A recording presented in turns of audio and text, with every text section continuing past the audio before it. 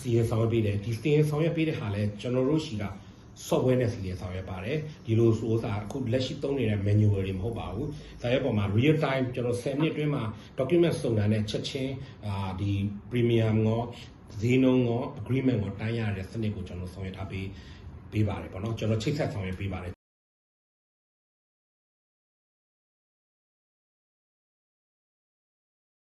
ဟုတ်ကဲ့ဒီမျိုးလေးကျွန်တော်သင်ပြပါတယ်ကောင်းတယ်ကျွန်တော်လည်းဖြည့်ချင်တယ်ပေါ့ဗျာဘာဖြစ်လို့လဲဆိုတော့လောလောဆယ်မှာအရင်တော့ကျွန်တော် e-commerce လုပ်နေတယ်ဒီနောက်ပြီးတော့ဒီ IT technology နဲ့ပတ်သက်ပြီးတော့ကျွန်တော်လည်းနည်းနည်းတီးမိခေါင်းပြီးရှိတာဖြစ်တဲ့အတွက်လောလောဆယ်မှာကျွန်တော်တို့ရဲ့ shipping industry ကြီးကဒီ IT platform ပေါ်ကိုတော်တော်လေးလဲစိမ့်ကြတယ်ပေါ့နော်နောက်ပြီးအားလုံးက manual တွေဖြစ်နေကြတယ်ပေါ့နော်ဆိုတာဖြစ်တဲ့အတွက်ဒီဟာလေးကိုကျွန်တော်စပြီးတော့ကျွန်တော် line မှာ in house အနေနဲ့ကျွန်တော်စပြီးသုံးဖို့ကျွန်တော်စပြီးတော့စီစဉ်ပါတယ်စီစဉ်တဲ့နေရာမှာလက်ရှိမှာတော့ကျွန်တော်အားလုံးကတော့ဒီ booking system ပေါ့နော် booking system ကိုလည်းကျွန်တော်တို့က online နဲ့တွားလိုက်တယ်ပေါ့ online နဲ့စပြီးလုပ်လိုက်တယ်ဆိုလိုချင်တာက booking ကျွန်တော် freight forwarding booking ကိုစပြီးတော့တည်ကြတဲ့က online ကနေစပြီးတော့ကျွန်တော်တို့ကရေးလိုက်တဲ့ဟာဒီနောက်ဆုံးကျွန်တော်တို့ container ချပြီးတဲ့အထိ online ပေါ်မှာပဲကျွန်တော်တို့စီစဉ်ပါတယ်ဆိုလိုချင်တာက online booking ကိုစပြီးတော့ကျွန်တော်တို့ booking confirmation ပေးတာအစ bill ရေးတာအစ drop bill ပေး confirm bill ပေးတာနေတဆုံးပေါ့နော်နောက်ဆုံး container ဒီကိုရောက်လို့ RO release ပေးတာအစအားလုံးကျွန်တော် online process လုပ်ပါမယ်နောက်ပြီးတော့ဒီ RO တို့ payment အားလုံးကိုလည်းကျွန်တော် online payment နဲ့ပဲကျွန်တော်ရုံးတွေကနားတွေတွားပြီးတော့ကျွန်တော်ရှိကိုလာပြီးတော့ endorse to မှာအဲ့လိုမျိုးမဟုတ်ဖ ೇನೆ ပေါ့နော် online ပေါ်ကနေတစ်ဆင့်တို့အားလုံးone stop run လို့ရအောင်ကျွန်တော်လုပ်ပါတယ်လက်ရှိမှာလိုအပ်နေတဲ့102 103ပေါ့နော်ဒါကျွန်တော်ရဲ့ container နာမှာလိုအပ်တဲ့102 103ရာစ online နဲ့ပွားလို့ရအောင်ကျွန်တော်စီစဉ်ထားတာလည်းရှိပါတယ်ပေါ့နော်ဒီဓာတ်တွေမကဘဲနဲ့ကျွန်တော် payment system ပေါ့ဥပမာဖြစ်ကျွန်တော်ရဲ့ဒီ vendor တွေနဲ့ဒီ quotation ကအစကျွန်တော်တို့ service သုံးတဲ့ service ကိုယူလိုက်တာနဲ့ယူလိုက်တာနဲ့တပြိုင်တည်းသူ့ရဲ့ payment ကိုသူ့ရဲ့ဒီ quotation တွေကိုပေါ့နော်ချက်ချင်းဒါ real time မှာတခါတည်းပေါ်ထားတာဖြစ်တဲ့အတွက်ကျွန်တော်တို့ကအမြန်ဆုံးကျွန်တော်က quotation ကို invoice ကိုလွှတ်နေတာဖြစ်ပါတယ်ဆိုလိုချင်တာကကျွန်တော်ရဲ့ system ထဲမှာတေချာပေါ်ဆောင်ထားတာဖြစ်တဲ့အတွက်ကျွန်တော်တို့ဒီ load POL မှာ port of loading မှာတင်မောထွက်ပြီးဆိုတာနဲ့ကျွန်တော်တို့ဒီ bill ထွက်ပါပြီပေါ့နော် invoice ပို့လို့ရပါပြီ customer ကိုလည်းကျွန်တော် invoice တင်လို့ရပါပြီဘာလို့လဲဆိုတော့ကျွန်တော် shipping line မှာအားလုံးကသိတဲ့အတိုင်းပဲcontainer တွေအားလုံးက RO မထုတ်ခင်မှာကျွန်တော်တို့က freight invoice တွေပေးရပါတယ်ဒီ freight invoice မပေးဘူးဆိုလို့ရှိရင်ကျွန်တော်တို့ကဒီ RO ပေါ့နော်ကျွန်တော်ထုတ်မပေးဘူး container ထုတ်လို့မရဘူးပေါ့ဗျာဆိုတော့ container ထုတ်လို့မရဘူးအခေသာကျွန်တော်တို့က manual နဲ့သွားနေရင်ဘာလို့ကျွန်တော်တွေ့ရချက်ရတယ်အများကြီးရှိပါတယ်ဒီ tension တို့ demurrage တို့အများကြီးပေါ့နော်တွေ့ရမယ့်ချက်တွေအများကြီးဒီဟာအတွက် delay ဖြစ်နေတယ်သူကပို့လိုက်ကိုကပို့လိုက်ဒီဟာပေါ်မှာ delay ကြာနေရင်ကျွန်တော်တို့သင်္ဘောကတစ်ရက်ခွဲပဲ run ပါတယ်နှစ်ရက်ထဲမှာဘလုံးမပြီးနိုင်ပါဘူးဒီလိုက manual လုပ်တယ်ဆိုတာက15ရက်တစ်လလောက်ကြာတော့သင်္ဘောတွေဆိုလို့ရှိရင်အချိန်ရပါတယ်ကျွန်တော်တို့ကနှစ်ရက်ထဲကြာတာဖြစ်တဲ့အတွက်ကျွန်တော် online system ထဲမှာတုံးထားခြင်းအပြင်ကျွန်တော်တို့ဒီ POL မှာ loading လုပ်ပြီးရတဲ့ပြန်နဲ့ invite ထုတ်လို့ရပါပြီအဲ့ဒါဖြစ်တဲ့အတွက်ကျွန်တော်တို့က container ဒီအချိန်မီသူတို့ထုတ်သွားလို့ရမယ်သူတို့စိတ်ကမ်းပေါ်မှာ detention မကြဘူးဆိုတော့ customer ဘက်ကလည်းအဆင်ပြေတယ်ကျွန်တော်တို့ရဲ့ vendor ဘက်ကလည်းအဆင်ပြေတယ်ပေါ့လေဆိုတော့ကျွန်တော်တို့ကဒီအတွက်ကြောင့်မလို့ online system မှာ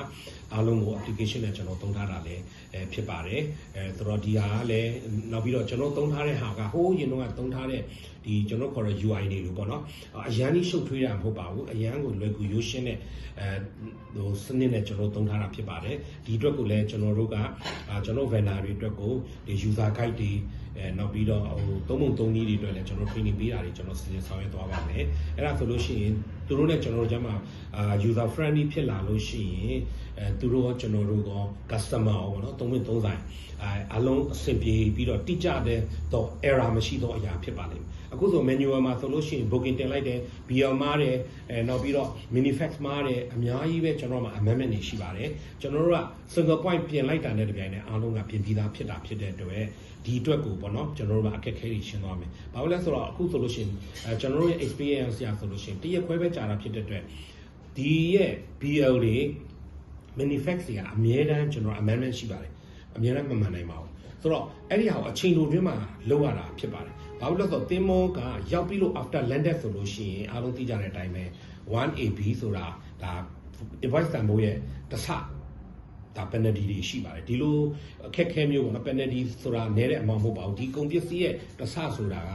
တန်ဖိုးကြီးမားတာဖြစ်ပါတယ်ဒီလိုအခက်ခဲဒီလို risk တွေကိုကျွန်တော်တို့ရှောင်နိုင်ဖို့အရေးကြီးပါတယ်အဲ့အတွက်ကြောင့်ကျွန်တော်တို့ online နဲ့ပဲဒီ real time ပြင်လို့ရတဲ့စနစ်ကိုကျွန်တော်တို့ထည့်ပြီးတော့သုံးထားခြင်းလည်းဖြစ်ပါတယ်ခင်ဗျ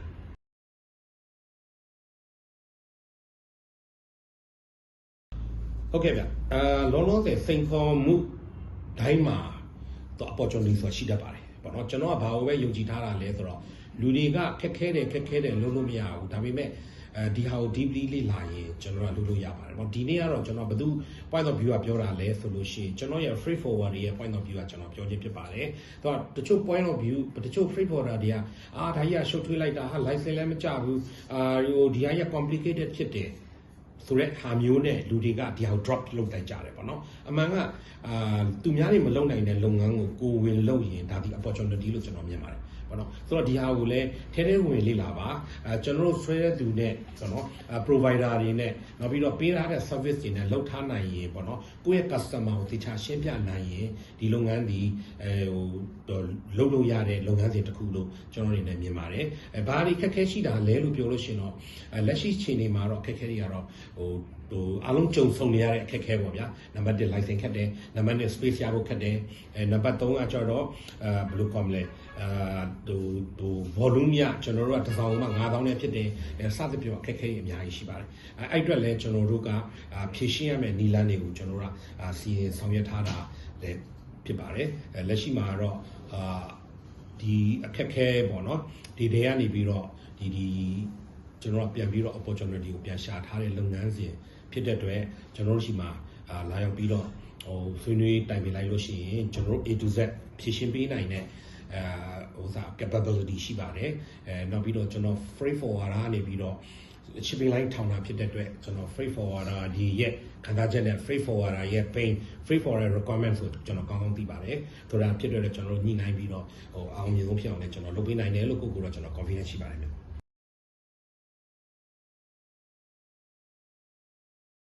ဆိုတော့ဒီထဲမှာကျွန်တော်ပြောထားတဲ့ဟာဘာတွေမပါသေးတာလဲပေါ့နော်ခုနကကျွန်တော်ပြောထားတာ A to Z ပေါ့ A to Z ထဲမှာကတော့စပြီးတော့ anti ကိစ္စကနေစပြီးတော့ကျွန်တော်တို့ warehouse ရောက်တဲ့ဒီကျွန်တော်လုပ်ပေးတယ်လို့တော့ကျွန်တော်ပါထားတယ်ပေါ့နော်ပါထားတယ်အဲ့ထဲမှာအရေးကြီးဆုံးတစ်ချက်ဘာရှိနေတာလဲဆိုတော့ဒီ shipping ကြီးကိုလုပ်တာကဘယ်သူက insurance ပေးမှလဲဆိုတဲ့အချက်လေးကြံနေပါတယ်ပေါ့နော်ဆိုတော့ကျွန်တော်ဘက်ကကျတော့သူများတွေမပေးနိုင်တဲ့ဟာပေါ့နော်မပေးနိုင်တဲ့ insurance service ကိုကျွန်တော်စီစဉ်ဆောင်ရွက်ပါတယ် cargo marine insurance လို့ကျွန်တော်သတ်မှတ်ပါမယ်ဒါကျွန်တော်တို့ရဲ့ insurance company နဲ့ကျွန်တော်ရဲ့ shipping line နဲ့နောက်ပဲ insurance agency တခုနဲ့ကျွန်တော်ချိန်ထားပါတယ်ဒီ clause ကဘာကိုကျွန်တော်တို့ကဘယ် clause နဲ့ပေးမှလဲလို့ပြောလို့ရှိရင်ကျွန်တော်တို့ ICCA clause နောက်2009နဲ့ကျွန်တော်ပေးပါတယ်ဒီ ICCA 2009ကကျတော့ဒါဒီ partial loss ထိကျွန်တော်လက်ခံထားပါတယ်အဲ့ partial loss ကိုမှဘယ်သူမှမပေးတဲ့ Bangkok warehouse ကနေပြီးတော့ကျွန်တော်ရန်ကုန် warehouse ကိုကျွန်တော်တာဝန်ခံပြီးတော့ပေးပါတယ်ဒါပေမဲ့ဘယ်သူမှပေးတယ်လဲဆိုတော့ကျွန်တော်တို့ shipping line ပေါ်မှာတင်တော့ကုန်အားလုံးကိုကျွန်တော်စီစဉ်ဆောင်ရွက်ပေးပါတယ်ကျွန်တော်ရှိကစီရင်ဆောင်ရွက်ပေးတယ်ဒီစီရင်ဆောင်ရွက်ပေးတဲ့ဟာလဲကျွန်တော်တို့ရှိက software နဲ့စီရင်ဆောင်ရွက်ပါတယ်ဒီလိုဆိုတာအခုလက်ရှိသုံးနေတဲ့ manual တွေမဟုတ်ပါဘူးဒါရဲ့ပုံမှာ real time ကျွန်တော်10မိနစ်အတွင်းမှာ document စုံတာနဲ့ချက်ချင်းဒီ premium ရောဈေးနှုန်းရော agreement ကိုတိုင်းရတဲ့စနစ်ကိုကျွန်တော်ဆောင်ရွက်ထားပေးပါတယ်ပေါ့နော်ကျွန်တော်ချိတ်ဆက်ဆောင်ရွက်ပေးပါတယ်ကျွန်တော်တို့ဘက်ကတော့ဒီပေါ်မှာချိတ်ဆက်ပေးတဲ့အစ်မှာကျွန်တော်တို့ကဒီထက်မှ insurance company မဟုတ်ဘူးကျွန်တော်အဲ့ပေါ်မှာလည်းတပြားချက်မှလည်းမယူပါဘူးကျွန်တော်တို့ ਨੇ ဆောင်ရွက်တယ်ဆိုလို့ရှိရင်ကျွန်တော်ကအဲ့ဒီရဲ့ဒီ insurance provider ကိုဘာ request လုပ်ထားလဲဆိုတော့အဲ့ insurance agent တွေရဲ့ရရှိတဲ့သူ့ရဲ့ပေါ့နော်service ဝန်ဆောင်မှုကြီးရဲ့ 25% ကိုကျွန်တော်ရှိမှာတင်တဲ့ freight forwarder တွေကိုပေးဖို့ဒီကျွန်တော်တို့တာဝန်စာ agree ခံထားပါတယ်အဲ့ဒီရတဲ့ 25% ဒီဓာတ်ရိုက်ကျွန်တော်တို့ရဲ့ freight forwarder တွေခံစား권ကျွန်တော်ဆောင်ရွက်ထားပါတယ်ဒါပေမဲ့ဒီခံစား권ဒီကျွန်တော်တို့ရဲ့တင်ပေါ်မှာတင်ဆောင်တဲ့ freight forwarder ဖြစ်ဖို့လိုပါတယ်အဲ့တော့ကျွန်တော်ရှိမှလည်းဆရာမတို့ရဲ့ customer ပေါ့နော်ဟိုပြန်ပြောလို့ရနိုင်တာဘာရှိလဲဆိုတော့ကျွန်တော်တို့တင်ပေါ် line ဒီ freight အဖြစ်လဲ reasonable ဖြစ်တဲ့ logistic service ကိုလုံးရတယ်ကျွန်တော်တို့ဒီ online နဲ့ကျွန်တော်အားလုံးဒီ booking system နဲ့လုပ်လို့ရတယ်နောက်ပြီးတော့ insurance ကိုလည်းကျွန်တော်တို့က online စနစ်နဲ့လုပ်လို့ရတယ် insurance သုံးမယ်ဆိုလို့ရှိရင်လည်းဝန်ဆောင်မှု ပေါ့နော်ကိုကချိတ်ဆက်ပြီးတော့ဝန်ဆောင်မှုရတာနဲ့ပေါ့နော်သူ့ရဲ့agency fee ရဲ့ 25% ကိုလည်းပြန်လည်ရရှိမှာဖြစ်တယ်ဆိုတာအကြောင်းလည်းကျွန်တော်ပြောကြားလိုတယ်ပေါ့နော်ဘာလို့လဲဆိုတော့ business alliance တွေနဲ့ဒါကျွန်တော်စီစဉ်ဆောင်ရွက်ပေးထားတာဖြစ်ပါတယ်ဒါကတော့ကျွန်တော်တို့ shipping line ကမယူပါဘူးဆိုတော့ forwarder နဲ့ဒါဒီ agreement လုပ်တဲ့ဒါ shipping ဒီ insurance agency နှစ်ခုကြားထဲမှာပေါ့နော်ဒါလုပ်လို့ရပါတယ်နောက်ပြီးတော့ကျွန်တော်တို့ကိုတာဝန်ခံပေးတဲ့ insurance agency ဆိုတာကလည်းသူတို့ကကျွန်တော် rider ဘက်ချမ်းပေါ့နော်တခုပြဿနာဖြစ်တယ်ဆိုလို့ရှိရင်သူဒီဆရာမတို့ရဲ့ clients ဘက်ကနေပြီးတော့နေပြီးတော့ stand လုပ်ပြီးတော့ဒီ insurance နဲ့သူကဒီ cost တွေကိုပြန်ပြီးတော့ underwriter သဘောမျိုးသူကပြန်ပြီးတော့ဒါ against လုပ်ပြီးတော့ဒီရောချင်းကိစ္စတို့ဖြစ်တဲ့ဒီ process တို့တာဝန်ခံပြီးဆောင်ရွက်ပေးမှာဖြစ်တဲ့အတွက်ဒီ insurance အလိုက်တာဒီဆရာတို့ရဲ့ပေါ့နော်ကျွန်တော် clients တွေရဲ့တာဝန်မရှိသလိုတခုဖြစ်လဲကိုလိုက်ပြီးတော့အုံနောက်6ခေါင်းစားပြီးတော့လိုက်ဖြည့်ရှင်းရမလို့ပါဘူးသူတို့ဖြည့်ရှင်းပေးမယ်ပေါ့နော်အဲ့ပြင်ကိုအဲ့ထဲမှာ 25% လည်းထပ်ရပေးမယ်ဆိုတာဖြစ်တဲ့အတွက် customer ကိုရေးကြီးပြောလို့ရတယ်တာဝန်ခံမှုတာဝန်ယူမှုလည်းရှိတယ်ဆိုတဲ့ဟာလေးလည်းကျွန်တော်ပြောကြားလင်ပါတယ်ဒါပေမဲ့ကျွန်တော်တို့ရဲ့ဒီ blended ဒီ shipping ကဒီပေါ်နဲ့ဖွင့်ထားတဲ့ဒီ shipping line ကိုသုံးဖို့လိုပါတယ်နောက်တစ်ခုကကျတော့ဒီအားလုံးရဲ့ booking တွေရောလုပ်ငန်းဆောင်တာအားလုံးကိုကျွန်တော်တို့ကကောက်ခံတာကော operation runner ကောသူရဲ့ shipping and logistics ဆိုပြီးတော့ကျွန်တော်တို့အဖွဲ့ရနေပြီးတော့ဗောနော်ဒီကုမ္ပဏီကနေပြီးတော့အားလုံးတာဝန်ခံပြီးတော့ဆောင်ရွက်လက်ရှိပါတယ်အားလုံးလည်းကျေးဇူးတင်ပါတယ်ဗျ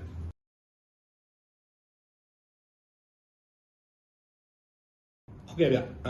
ကျွန်တော်ရဲ့ dream ပေါ့နော်ကျွန်တော်ကဒီ shipping နဲ့ logistics ဆိုတာတက်ကိုဒီ chartering မှာနေလာတာနှစ်ပေါင်း20ကျော်ပါပြီဆိုတာဖြစ်တဲ့အတွက်ဒီဟာနဲ့ပတ်သက်ပြီးတော့ကျွန်တော်ရှေ့ဒါဆိုစပြီးတော့ကျွန်တော်က container line စသွားလို့ရပြီပေါ့နော်ဒီ break back ကတော့ကျွန်တော်အရင်ကတည်းကကျွန်တော်လုပ်နေတာပါဒီလုပ်ငန်းတွေလည်းတောက်လျှောက်ရှိနေပါတယ်ကျွန်တော်ရှိမှာတော့ဒီ tanker service တွေလည်းကျွန်တော်ရှိမှာရှိပါတယ်ဒီ break back service တွေလည်းရှိတယ်ပေါ့နော်ဆိုတော့ဒါအလင်းတင်တယ်လို့ဒါ offer လုပ်ရင်းနဲ့ကျွန်တော်တို့ကဒီ customer တွေကိုတိုက်ရိုက်သွားလို့ရတယ်ပေါ့နော်ဒီ worldwide သွားခြင်းနဲ့ customer ရှိလို့ရှိရင်ကျွန်တော်တို့ကဒီ bulk carrier ကောဒီ tanker နဲ့ပတ်သက်တဲ့ chartering တွေပဲကျွန်တော်လုပ်ပေးတာရှိတယ်ပေါ့နော်လောလောဆယ် domestic မှာတော့ကျွန်တော်တို့က